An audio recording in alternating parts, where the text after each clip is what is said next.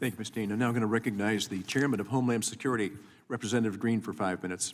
Thank you, Chairman Kelly, and I want to commend you and the ranking member Crow and the task force staff for the hard work that they put into investigating this critical security failure that led to the assassination attempt that wounded President Trump and 2 rally attendees in Butler and tragically took the life of Corey Compatore.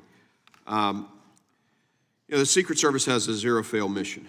July 13th was the closest that a would-be assassin has come to killing a current or former president since 1981. President-elect Trump escaped death by millimeters. As this task force has discovered in the course of its thorough investigation, critical errors in the planning and the operations for the July 13th rally allowed a lone gunman to open fire at President Trump and rally attendees. These security failures reveal the need for significant reform at both the tactical and agency-wide level to correct these vulnerabilities and enhance the Secret Service's ability to carry out its protective mission. I do want to thank the acting director. Right after the first attempt at Butler, I think that next Monday, the Committee on Homeland Security was standing on the site. And at that point, the then director had never even been to the site. I'm not sure she ever got to the site before resigning. But within a day of what happened in Florida, you were there. So I appreciate the delta in leadership there.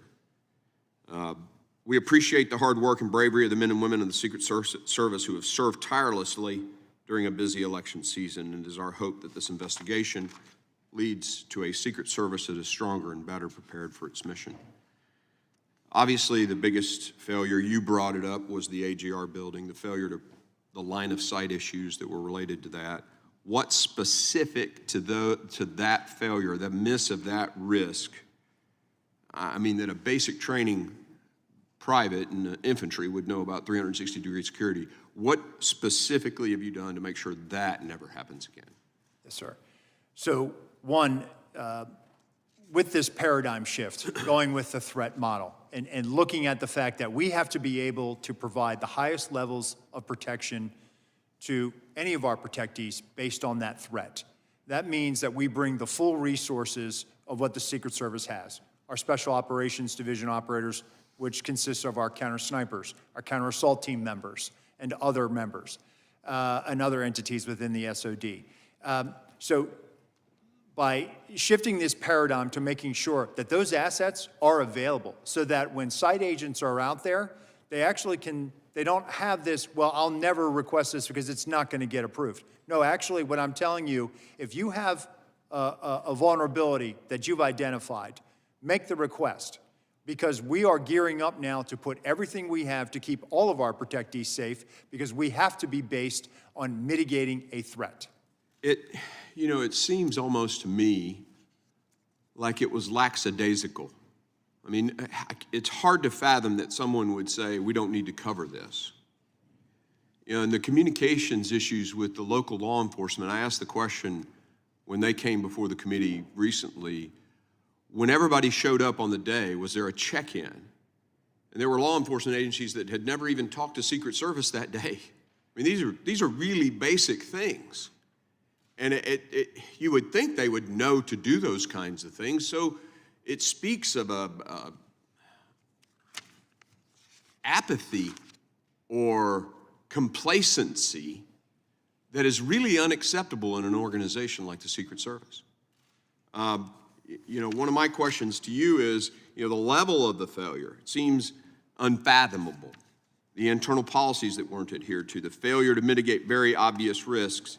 It speaks to a culture that, lack of attention to details, lack of sense of urgency, complacency. I mean, these are leadership, these are command climate issues. What is the command climate of the Secret Service? That's the thing that concerns me the most. When I reported to the 160th Special Operations Aviation Regiment commander to be their doctor, right? At that point in my life, I was 38 years old. I had graduated from West Point Ranger School, commanded in the 82nd Airborne Division, an infantry company. I had a master's in systems information. I had a medical degree, top of my med school class, and I wondered if I was good enough to be on that team. That's what I'm talking about. Elite culture where everybody comes to work every friggin' day saying, I will do everything I can to make sure I don't fail. And I'll tell you, going to war, I didn't give a shit if I died. What I didn't want to do was fail. But your guys showed up that day and didn't give a shit. There was apathy and complacency, period. And that's your mission now. I appreciate all the systems and the technology that everybody else has asked about. But this is a leadership issue. This is a command climate issue, a culture issue. Can you make a few comments about what you're doing to fix the command climate at the Secret Service? Yes, sir. So we are reorganizing and reimagining this organization. That includes making sure that we are developing a leadership development program so that we are touching people at the GS-13 level, which is right before, the equivalent of like a captain, touching them before they get promotion to 14. And we are going to do that. And I just met with the Naval Postgraduate School yesterday. I graduated from the Executive Leaders Program at Monterey. I think it's a worthy program. We need to hit people and identify leaders earlier on, besides just saying, well, they've been here for 18 years, let's make them a GS-15. Good. That's what we have to get to. Good. I yield.